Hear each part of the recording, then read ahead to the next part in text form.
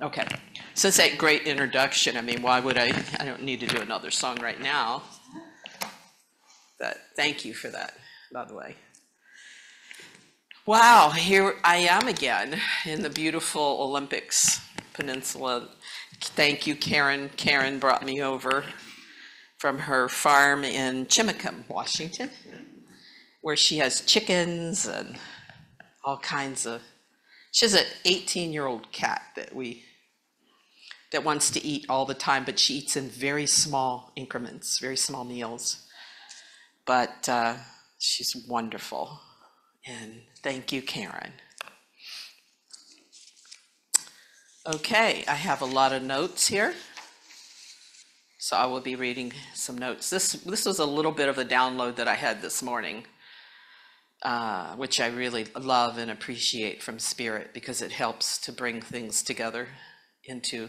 I like to leave some space when I'm speaking to have it be created in the moment and not just scripted, because we will never be here again, and this is the space that we're creating together.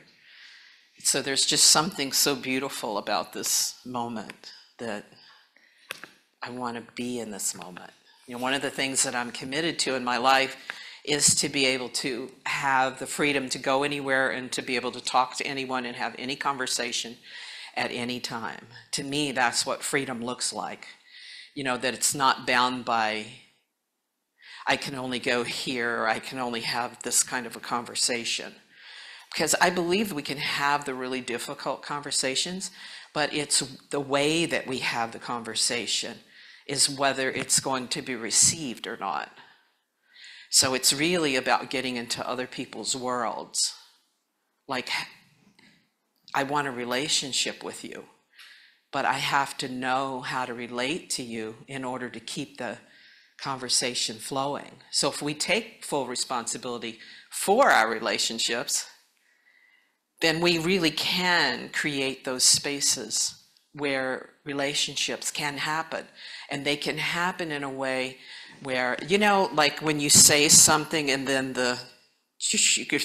you feel the wall descending, or it's going up or down or whatever, but anyway, it's there. And then it doesn't really matter what you say after that, does it?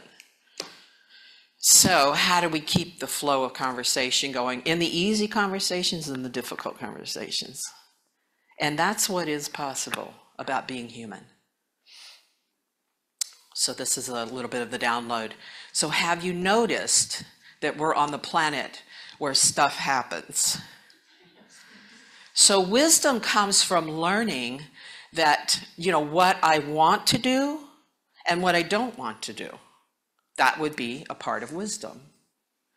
You know, life is the experience of life. So what I'm living is actually my life.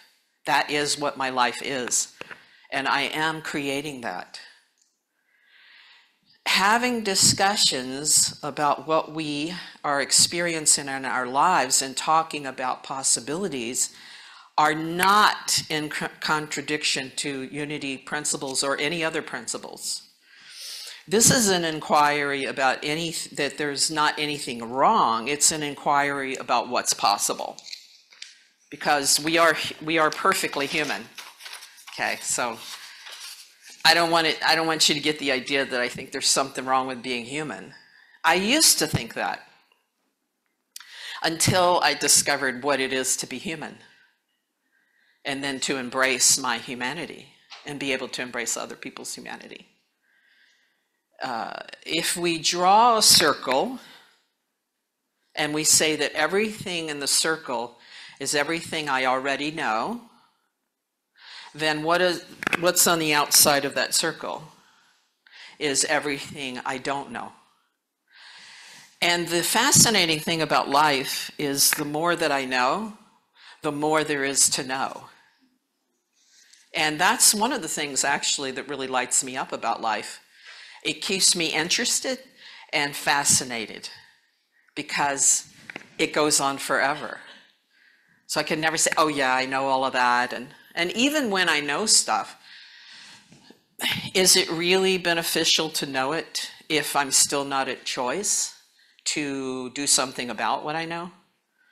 You know, like if I pile all the clothes up on the treadmill. But I say, oh, well, I have a treadmill, you know. Okay, you know. Well, I do have to at some point take the clothes off and maybe get on the treadmill, you know, if I feel like it that day. So yeah, I mean, knowing what to do, like Karen asked me actually when I was kind of going over stuff with her, she said, tell me something about, you know, what one of your pitfalls. And I said, dishes in my sink. I can't describe to you the wonderful feeling that I have when I wake up in the morning and there's no dishes in my sink. But that's rare. But when it does happen, I'm like, oh, the maid showed up. My cat did the dishes while I was sleeping. How nice of her. So what is that about? I don't know. It's a pitfall that I have there. So there you go. And Karen's like, there you go. That's good. Share that. So I'm sharing the dirty dishes. Thank you, Karen. She's very neat. I love that about you. I just love so many things about Karen. I've known her for over 20 years, and we just have the, you know, we're both easily entertained, so we can individually entertain ourselves very easily. Just like, oh, look at that beautiful plant, or the garden, or this little animal did that. I mean, just little things. Doesn't take hardly anything to entertain us. And we can be easily entertained by ourselves. We don't need anybody there. And then, so then when two of us get together, we just have the most wonderful time, just being easily entertained together. Isn't that wonderful? We could just sit together and not. So the talk is all about you today, Karen, have you noticed? Okay, no, it's not, but thank you, Karen. I love to appreciate the people in my life, because it's wonderful. I know that I had something to do with that happening. You know, taking responsibility for all of it. And when I do that, I look at, wow, well, you know, one of my sisters doesn't speak to me because she doesn't approve of my lifestyle. And I thought, wow, she doesn't really even know me. If she only knew, she'd be like, oh, that's boring. That is so boring. But it is fascinating. I sort of like the exotic thought of what she must be thinking about me. You know, that's got to be more interesting than my actual life. So, hey, if she's having fun with it, then that's important in life. Okay, so where am I at? Okay, so when I know more, okay, I'm talking about the circle again, there's more to know. So life keeps us interested because we are growing, we are discovering, and it's filled with possibilities of living life in alignment with the life that I really want to live. So knowing about life, like I said, doesn't do it. So that's a part, that could be a part of the pitfall too. You know, I was thinking about the fact that if you throw a ball against the wall, you know exactly where the ball is going to come back to you, right? It's just going to do that forever. It's the almost always predictable outcome, unless there's an earthquake or something.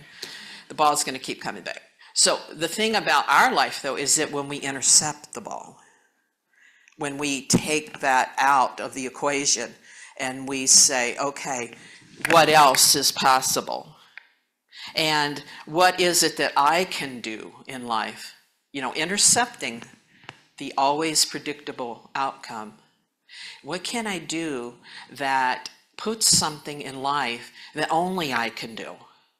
Like, you know, when I do my CDs, I put them on CD Baby. Well, there's tens of thousands of musicians that write their own music, and they're all beautiful. But have you ever noticed that nobody else can write that song or those words? So yes, in the bigger scheme of things, everybody can write songs. but nobody can write the song that's in you to write. And that is what's so great about sharing, because I believe that 99% of the time we're pretty identical. Like we are already deeply, profoundly related as human beings. Have you ever noticed that when you yawn, if somebody sees you yawning, you will yawn? That's how connected we are. We're connected by our very breath. And we all want the same things, don't we? I mean, don't we want to live happy and fulfilled and productive lives and make a big difference in this world for good? I mean, isn't that what we're up to in all these years that we've been here? And we're still going toward that? Because every day is new. It's a new creation. So yes, we have the paintings that are painted in our life, that tapestry of us. But what about the blank canvas that we haven't splashed the paint on yet? What about that canvas? What can we paint that's new that we could share with the world about us, that calls to us? That's what lights me up. And it lights me up because, you know, there's always this payoff. There's always, well, why do you do what you do? What lights you up about that? And I'll tell you what lights me up about that. It's because that is the life that I want to live. And if I share it, if I talk about it, then I keep those possibilities alive. Because possibilities only live in a conversation. They don't live outside of the conversation. So if you want to do something, then you tell everybody about it. Every day you share a little bit about that. You keep it alive, keep it going, be your own greatest advocate for that. It's worthwhile. It's what's calling to you. You're being inspired all the time, you know. There's no such thing as writer's block. It doesn't exist. Look around, everything is inspiring, isn't it? Aren't you inspired like every second with something? So God is just, I just imagine God out, just, okay, what do you want to do? Here's like all these thousands and millions of choices. What would you like to do? And then it's up to us. But part of the pitfalls, one of the pitfalls of being human is what do we say? I can't do it. Right. Or we get, needless to say, stopped. I have 5 CDs. I never thought I could have one. I never believed it. I was a street musician. I never thought I'd end up singing at Benaroya Hall with a choir of light backing me up on one of the songs that I wrote. I could not see these things. They were not possible in the realm of all possibilities for me because I wasn't living in that world. But as I began to take the steps toward it, then there's something about a relationship between us and God. God always comes in for me on the big white horse and says, you think that you got that together? Watch this. And just ups the ante, you know, to 100 times more than I could have ever imagined. Only because I show up. Like my job is to show up and prepare myself. And then to share that. And then Spirit just like, yeah, let's have fun with this. But, you know, stop places are great opportunities because it's a place where we get to reevaluate what we're committed to. So without stop places, without so-called failures, without so-called all of those things that seem to be opposed to what we're up to, but without those, what would we have to push against? Like even lifting weights, or exercising. If you want to build muscle, what do you have to do? You have to resist something. So we need that resistance to see what are we really up to. So this is what excites me about life. Because it excites me so much is because it makes life exciting to live. It makes it unpredictable. We've intercepted the ball. So we don't know how it's going to go once we intercept that, but we know then we're on the court of our life and we're playing full out. And we don't know whether we'll win or lose, or not that there's really a winning or losing, is there? I mean, isn't there just that we're going for it? So isn't it nice sometimes to think of things that you would think that are impossible to achieve? But is achieving that thing really the point? Or is it going for that that's really the point? The journey to that. Like when I was doing my CDs, I had a friend ask me, well, what studio are you going to go into? And I said, I don't know. And she said, well, do you have the songs written? And I said, no. And she said, well, who's the producer? And I said, I don't know. And she said, but you said you're going to have the CD out in a year. And I said, yes. And she said, well, that's not possible. And I said, yes, it is.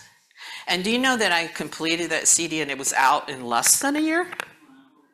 It really was. That happened. So there's something about intentional you know, or intention. You know, we're going to say, I'm intending to do this, but then we take it further than that. We take and intercept that ball, because the ball that's bouncing says, of course you can't do that. But if you intercept the ball, you can do anything.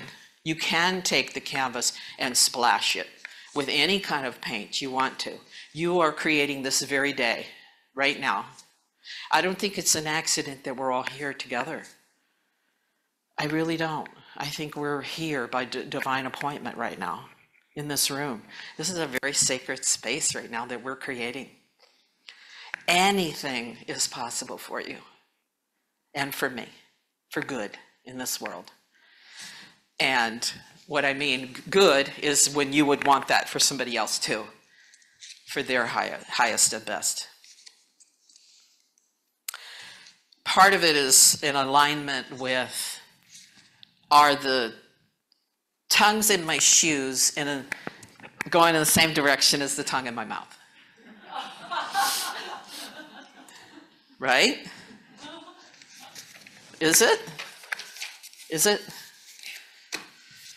Maybe I need to buy a new pair of shoes. Maybe it's the shoes. That's what it is. It's just not me. So yeah, speaking and then doing something. Even I tell people, even if you do just one thing every day, just one thing. You could have one conversation with a friend and say, I'm going to do a CD. Oh, great.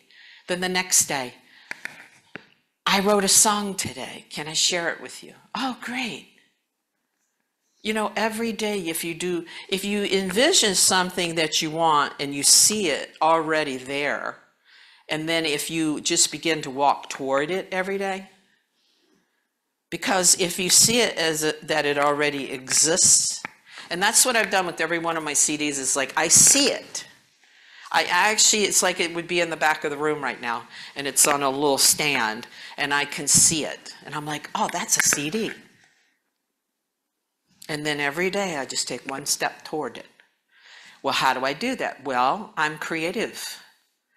We are created to be creative because God is creative.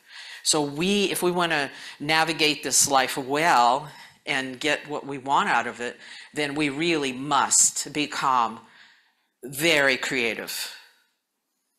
Agreed? And that's the excitement about, isn't it? And isn't it the challenge? And isn't that fun for it to be big? Because you could say it's a big challenge or you could say it's a small challenge.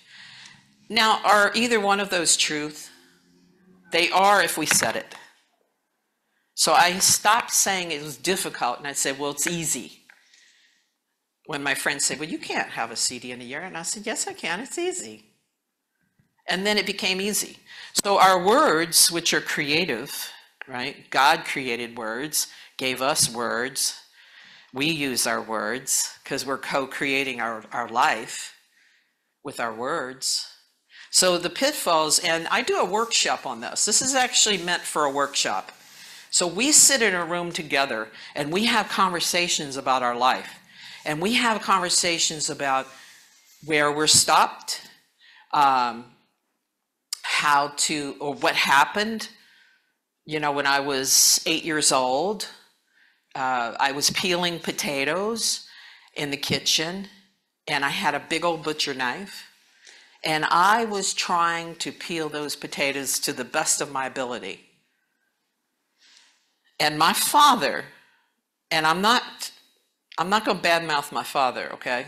But my father did tell me that I was peeling all the potato away. And guess what? He was right. But I didn't know it, and I internalized that. And what I made up that day that I didn't even know I made up was that I can't do anything right. So guess what I set up in life to make that true? Is that I would get almost to the end of accomplishing something, and I would quit. But later on, I couldn't figure out why.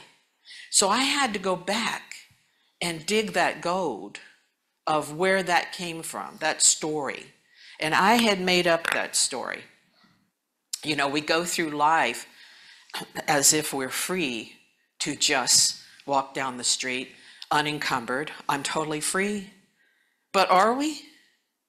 What's coming with us? What is the baggage that's coming with us?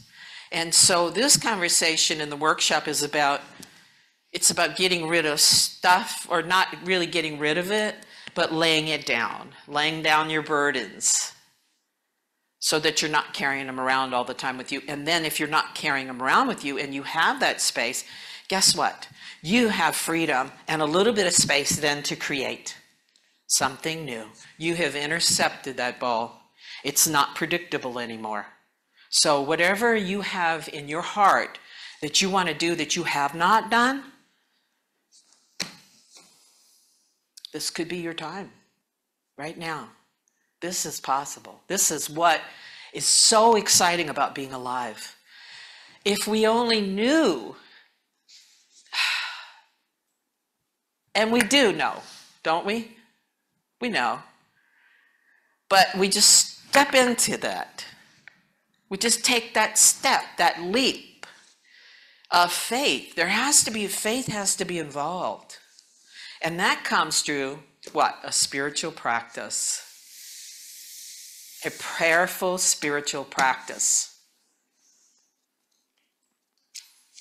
Doesn't it?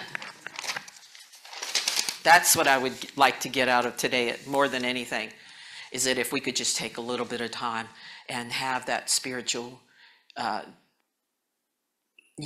prayer, the meditation, and it could be anywhere. You could sit somewhere comfortable, you could walk, feel your feet touching the earth. You know, there's walking meditations. So any kind of a thing where you can just get off by yourself with you, just you and God somewhere off, and look at what you have all around you. So you've got it all out here. And you just get out there and you just have some time with God. And you say, well, God, I don't know how to do this. And God says, I know how to do it. Are you willing to do it? You know, my first CD came about because I was sitting in a room, and I had been doing all kinds of music my entire life. I mean, you give me a song, I know it. I know songs from all genres. I grew up in a big family. I'm the 12th of 13 children. I've got generations of songs from every genre that you can think of. And so it's literally A1 and the song comes out, song comes out, right?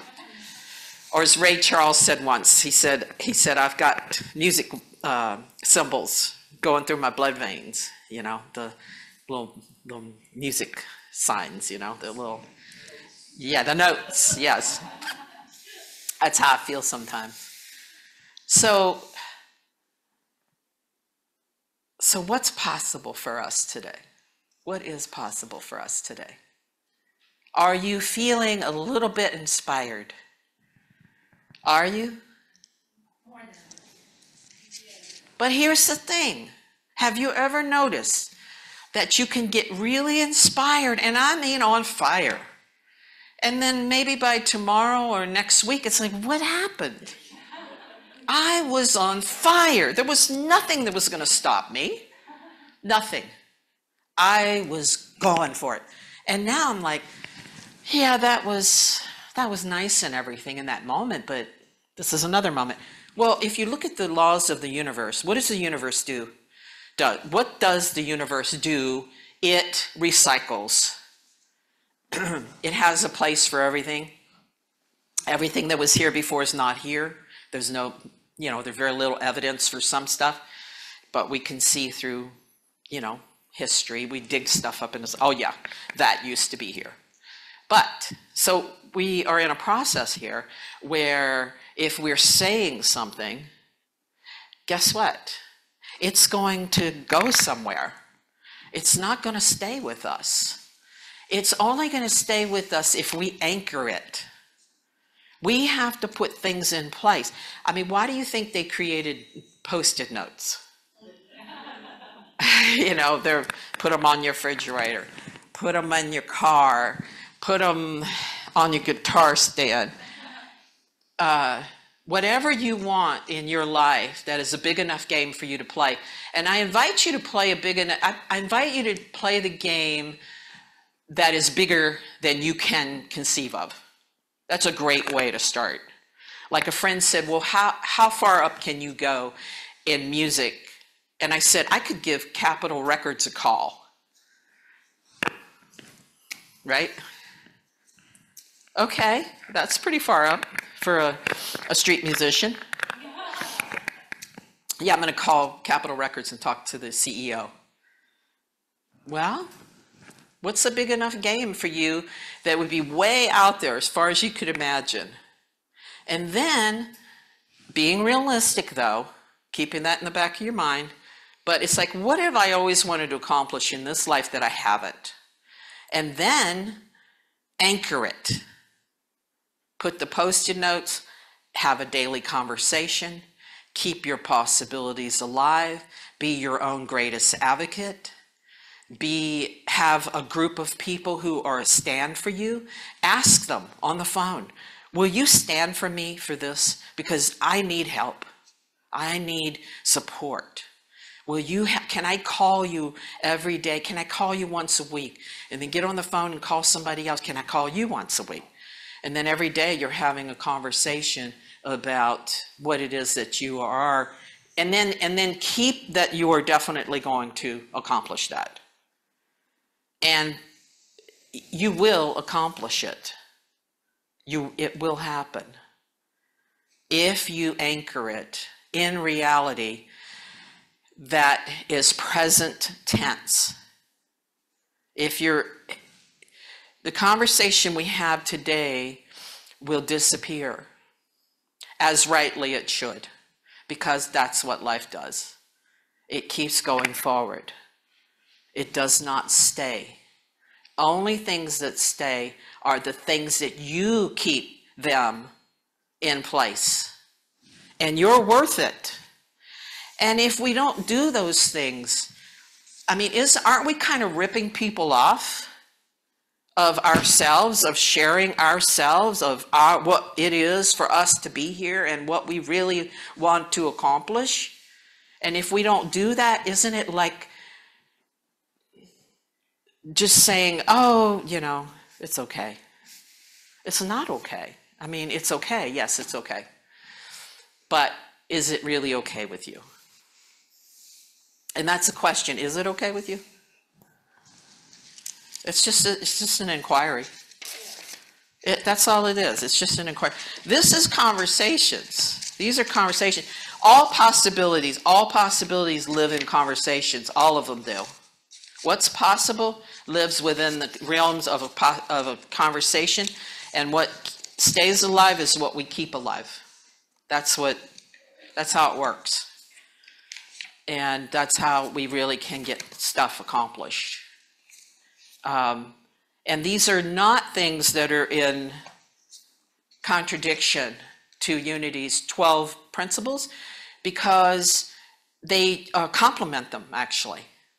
Okay?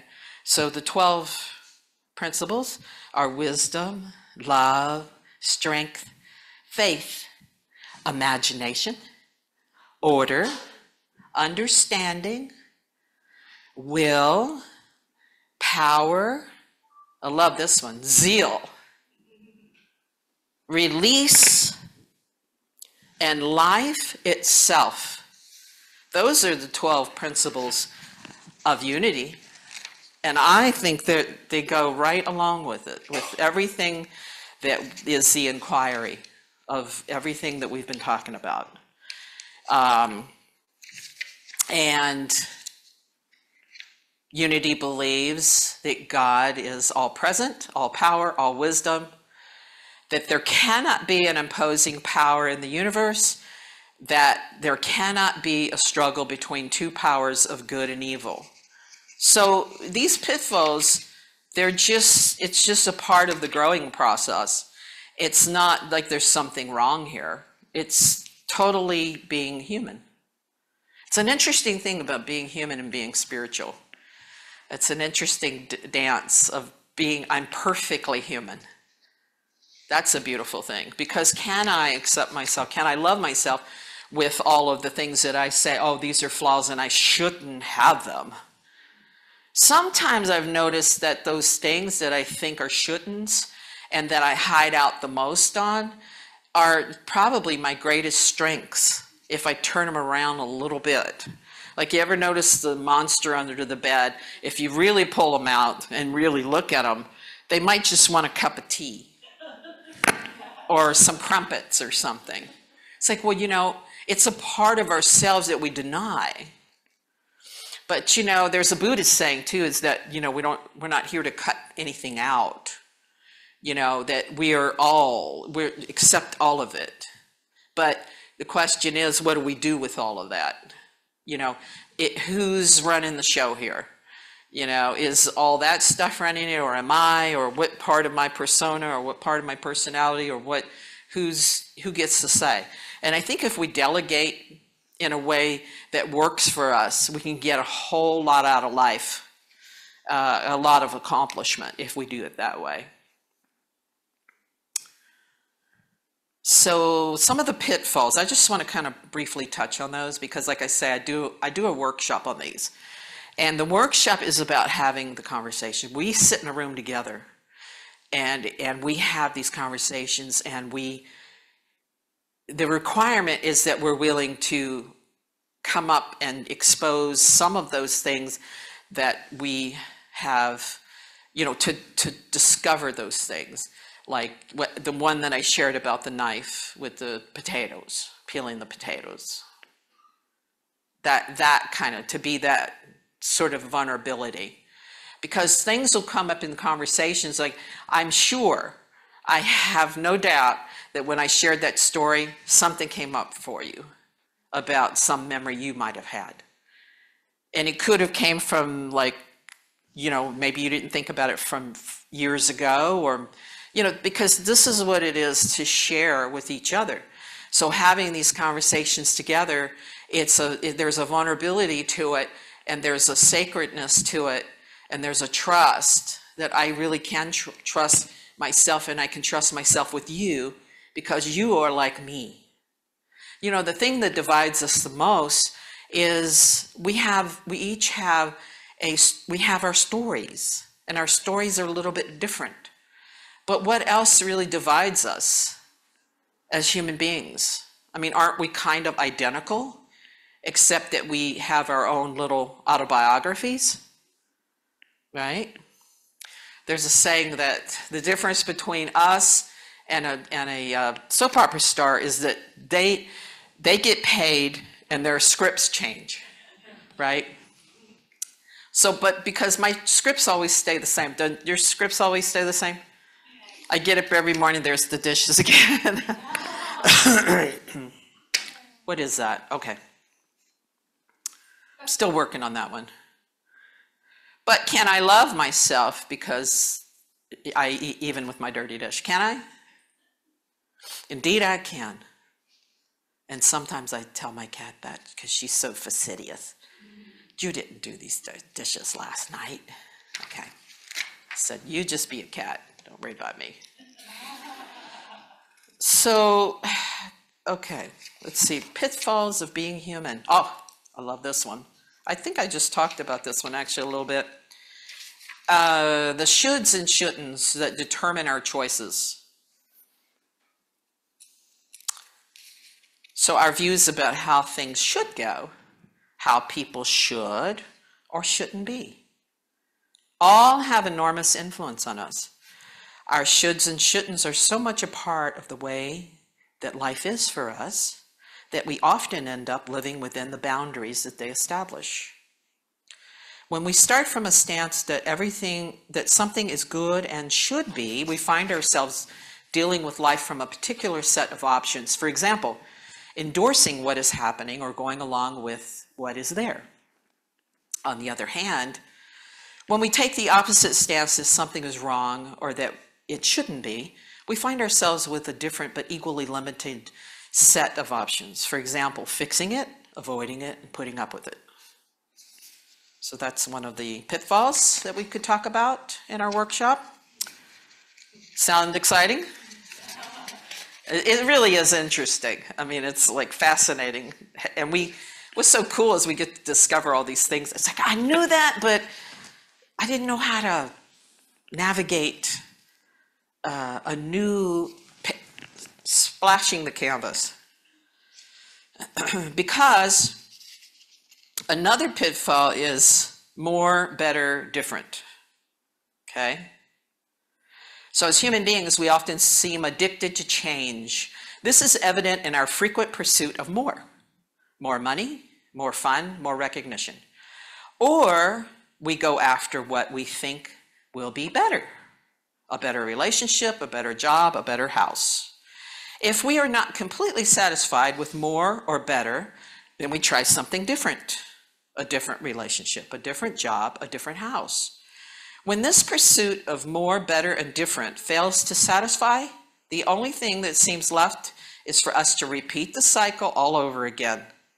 While the world of more, better, and different is vast, attractive, and seemingly endless, it is nevertheless a world limited to a variation or an extension of what we already have, what we already can imagine, or what we already know. So we were talking earlier about everything we don't know, okay, that's out there yet to be discovered on the canvas that we haven't painted yet. And that is the nature of change, not the nature of possibility. So the nature of possibility is the blank canvas. Another pitfall is when how you see it is how it is. Right? Another pitfall, the idea that someone or something has a certain way, and that way is permanently established fact. Like, I don't need to have a conversation with them because I'll tell you what, I already know what they're going to say. Now, what if that was 99% true? Aren't you curious about the 1%? About the time when, as an adult relationship, that I say something, and then you say something, and then I say something, and then you say something, and then we both stand and take what comes. Like, that's an adult relationship. But knowing what somebody already is going to say and how they're going to react is not. It's a one-sided relationship. It's a one-sided conversation. No matter even if you came back and you said, you know what, Stephan, I was right. I tried that, what you said, but I was right. They said exactly what I knew they would say. But what about if they didn't? Don't you want to hear what they have to say, just in case? Might surprise you. They might surprise you. And then that right there is the realm of possibility that I'm talking about what's possible outside of what we already know and how we already know people are and how we already know that we are. That's a very limited, constricting way to go through life. So then, because we operate from our own perception, which is then so much the way it is for us that it never occurs to us to question or see it from another light. The possibility never occurs to us that the world around us may be other than the way we see it, may be far more expansive than we see it, or that we think it. And also that we could, in fact, have something to say about it, which is what I was just talking about. What are we going to do about this thing called life and us in it, and what's possible for us? Another pitfall is when our actions are all in order to.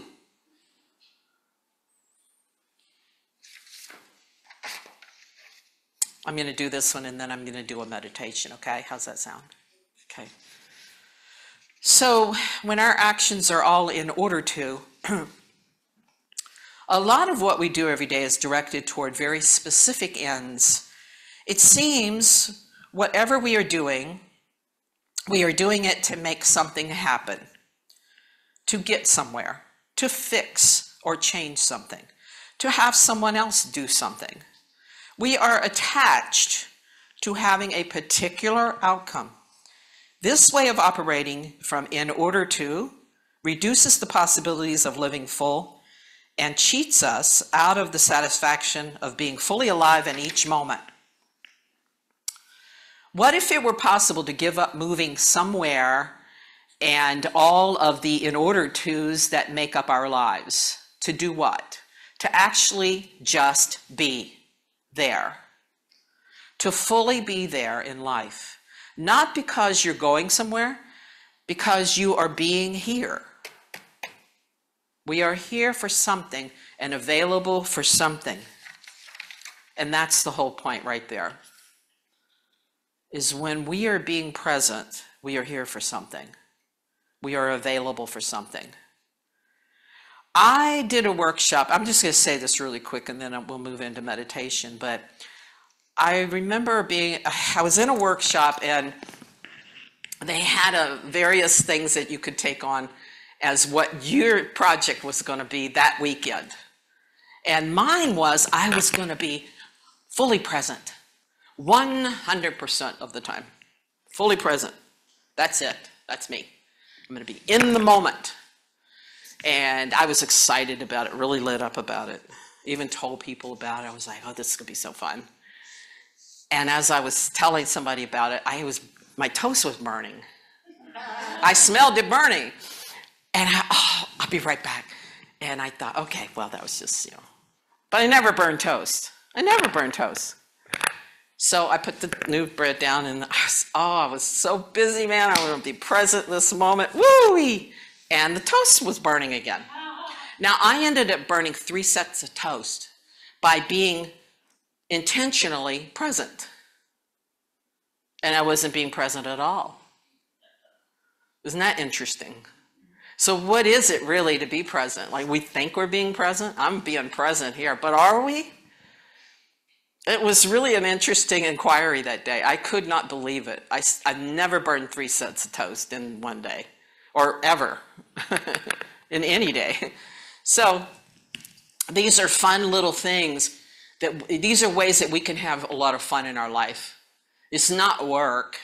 Because if these ideas that I'm sharing with you today, if they seem like work, if they seem difficult, then please don't do them. Don't do them. Just, what is that? Cancel, delete. Don't do them.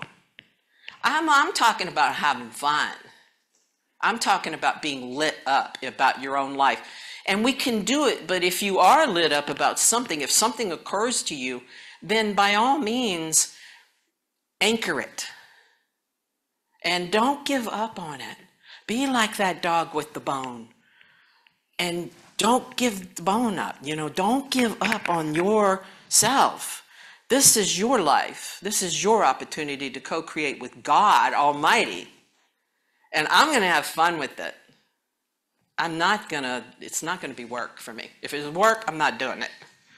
Now, will there be moments? Yes, challenges, but that's fun. Isn't it fun to have a challenge? Isn't it fun to accomplish something that you didn't think you could? I mean, I'm back in college now, and all the students are 20. I think my professor might be 30, in his 30s. They're all like little kids to me, But the cool thing is, because I was like, I don't know how this is going to work. They're going to think like, what's this person even doing here, right? And they get the biggest kick out of me. These young kids, These young adults, they just think I'm just the coolest person. And I think, wow, they think I'm cool. How cool is that? Because there was one thing where we had to get in groups, and I thought nobody's going to want to be my partner because, you know, it's the stories, running the rackets. And I had 3 young people wanted to be my partner. In fact, I was so nervous about it, I went and talked to my professor ahead of time, and I even cried. But my professor was so cool. I went in the room, and she's like, would you like something to eat? Would you like a date? Would you like some nuts? Would you like a chair? She was so sweet. And then I got in there, boo-hooing. And I said, I'm afraid that nobody's going to want to be my partner in this thing that we have to do. And she's like, it'll be okay. One way or other, it'll work out.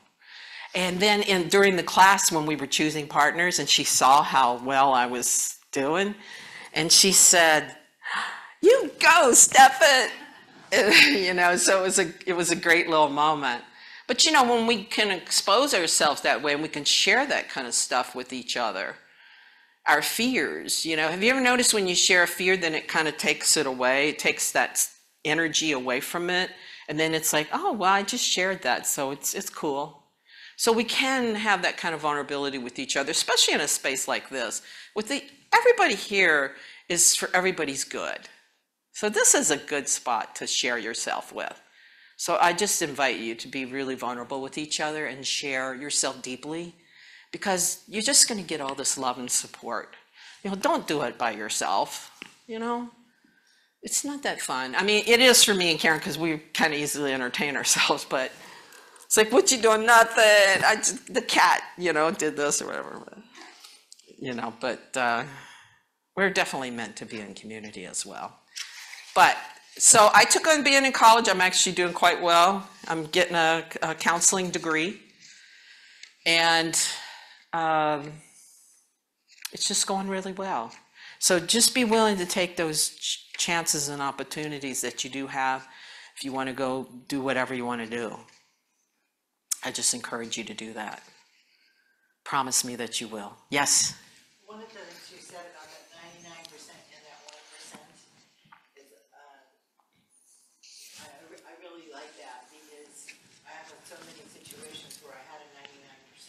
Yeah. And then I took that moment to not talk to them in the way I used to, like paint a new canvas on my own way of talking. Yes. Also, how can I approach differently?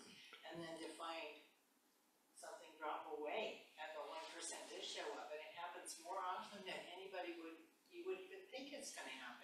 And isn't it amazing that, our life does tend to live in that 1%. It lives there. What's possible lives in that 1%. Because we know that when we're not sharing our full self, or we're not really going for it, we know. And I think other people know, because, can we really hide out from people anyway? If we're all so much the same and already profoundly, deeply related, that's what the thing is about my what I'm committed to in this planet is world peace. But I think world peace looks like when everybody's blissed out doing what they want to do so much. If you're so blissed out, you're not going to think about going and hating people and throwing a bomb, are you? It's just not going to come up. So, but I have to find world peace within me. And wherever there's not world peace in the world, there's something in me to look at. Because I thought for a whole long time that if people, if everyone would just listen to my ideas, then there'd be world peace. And it wasn't happening. And I was like, well, what's going on here? And then I thought, well, maybe I could just wash my dishes. And then all of a sudden, I felt world peace in that moment. It was strictly world peace. When I get up in the morning, there's no dishes in the sink, and the thing is clean and everything. It's very exotic for me. It's like something that I should call my sister who doesn't speak to me and send her a picture of my dishes. I said, really, this is the most exciting thing that I do. But it's so interesting. Yeah, you see how it spins? Now, I adore my sister, and I am not making my sister wrong. All I'm saying is that she doesn't know who I am. And there's a reason for that. There's reasons for that. There's reasons why we don't know each other. So can we find a way? If I'm taking full responsibility for my relationships, then I take 100% responsibility for that relationship as well. And the way that I do that is because I love her in my heart. There is no animosity in me. I don't hold anything against her at all. I love my sister because I got underneath of all the particulars. I got underneath of all the things that keeps me not loving her. Oh, she judged me. She's this, she's that. Well, wouldn't that be me judging her for judging me? So when I give all that up, I can just simply love her. I may never speak to her again, I don't know. But I can tell you that I love her as much now in my heart, and it's open and beautiful as if we had been speaking every day to each other. Because there's something about letting people off the hook that way. You know, I was able to let my parents off the hook as well.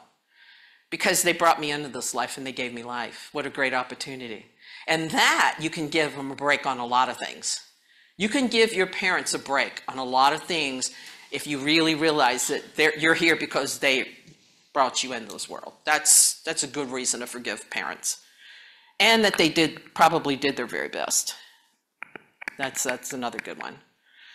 So, okay, how about we do a meditation and prayer now? How about that? You want to spend a little time with that? And I appreciate you so much. And I do love you so much. And we are so deeply and profoundly related. And I want for you what I want for myself. But I have to have these conversations with you if I want to live the life that I want to live. Because it lives in the conversation. So let's have those conversations with each other. Let's keep our possibilities alive. Let's anchor it in something that will not leave this room. And then tomorrow we'll wonder what the service was about. Let's not do that. Let's keep it alive for ourselves. You're worth it. We are worth it. The world needs us. What you have to share, the world needs. It needs you. You're here by divine appointment and purpose. Let's pray. Let's take a moment.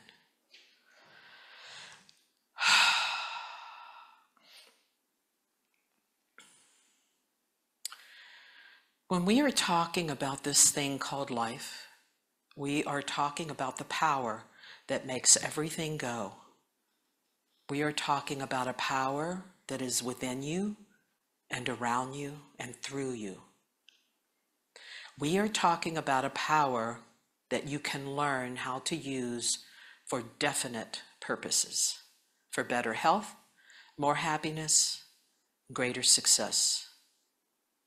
And when there is a way to use this power, and how do we solve our problems by using divine guidance in our everyday living? Consider the idea that our own minds is the only thing that we can know that knows the meaning of life. Somewhere in the back of our minds, there is a place where we are one with the mind of God.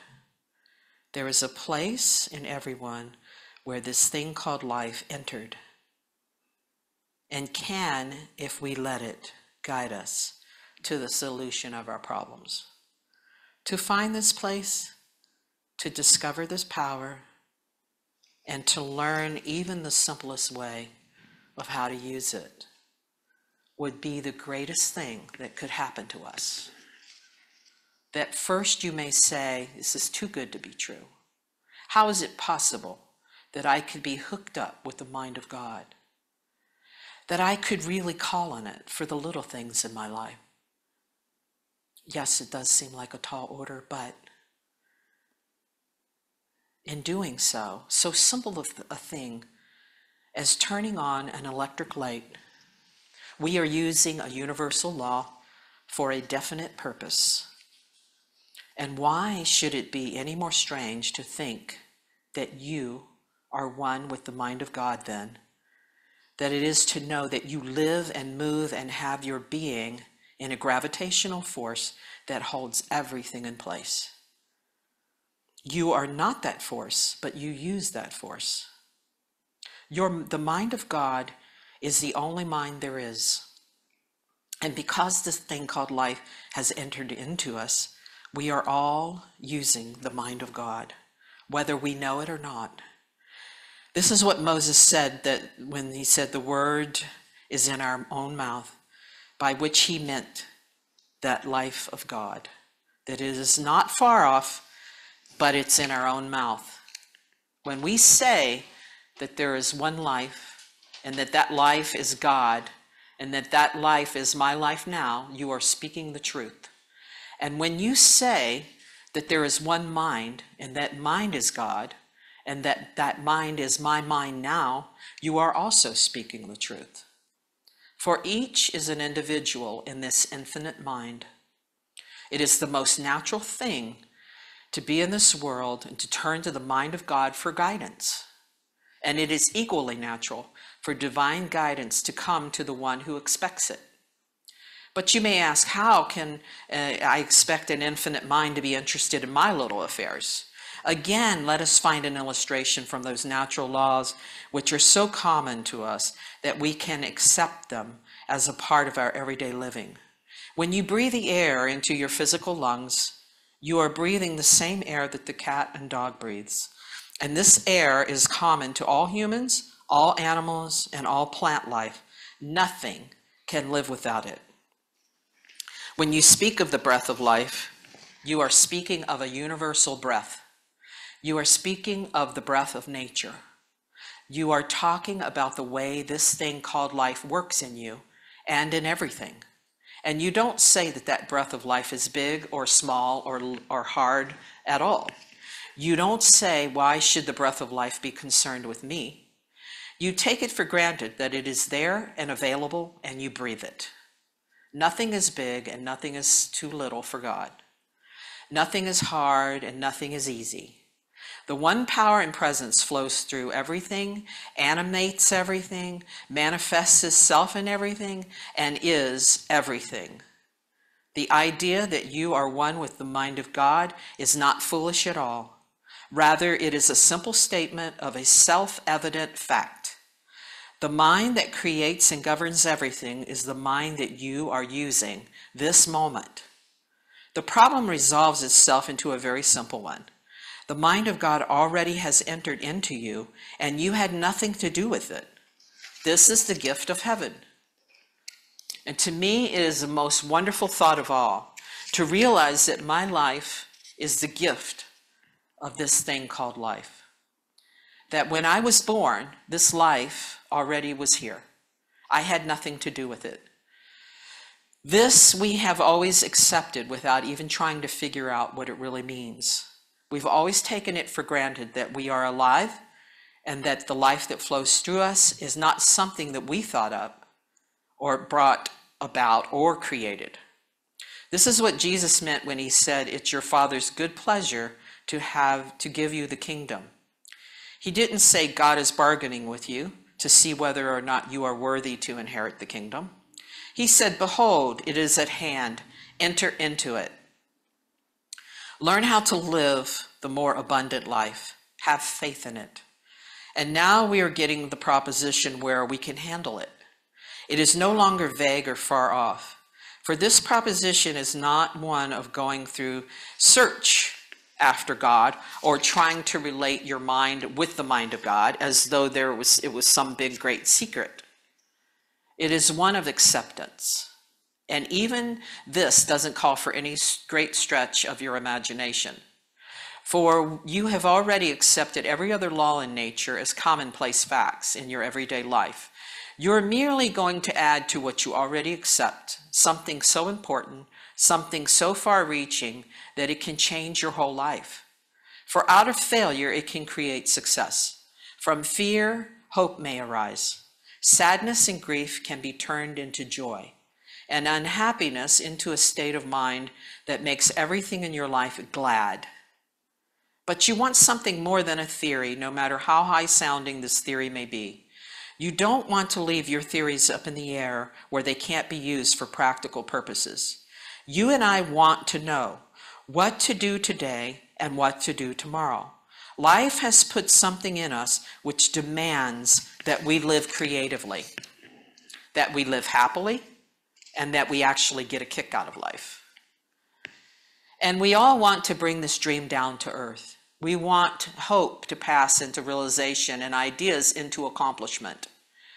And we do so sincerely wish to be led of the Spirit. We wish to feel the protective presence of a power greater than we, and the power to which all things are possible. Let us then see how we might proceed in the fulfillment of the desires of our heart. Let us start with the simple thought that God is all that there is, and this allness includes your own life. For you are some part of it. It is right where you are. You can count on it, and it will answer. We are no longer thinking of the mind of God as something far off. We are thinking of it in an intimate way. And next, we must believe that with God, all things are possible. Therefore, anything is possible to us, provided, of course, our desires are in line with good.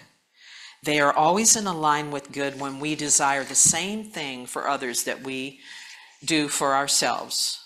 And if you can say sincerely to yourself, I wish to give good, I wish to give that life to myself and more life to others, whatever this is that you want. I wish only that is good, and then poof, you need never worry whether or not God wishes the same thing for you. As a matter of fact, God decreed your good long before you were ever born. The answer to every human problem already exists in the mind of God, and you are in the mind of God. And the mind of God is flowing through you at this very moment.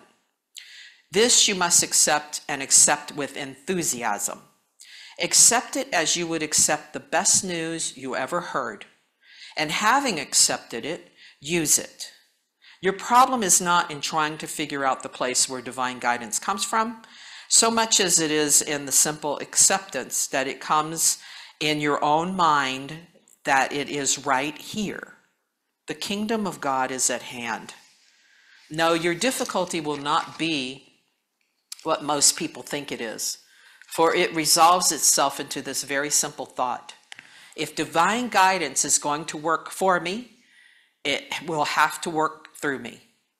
And since my relationship to it is a thing of thought, a thing of faith, and of conviction, I shall have to start by learning to control my thinking and control my thoughts in such a way that divine guidance can flow through me to the solution of any problem I have. Therefore, instead of thinking of your problems, you must think of their answers. Instead of saying, I have a problem and I don't know what to do about it, affirm, I have an opportunity for self-expression, and God does know what to do about it.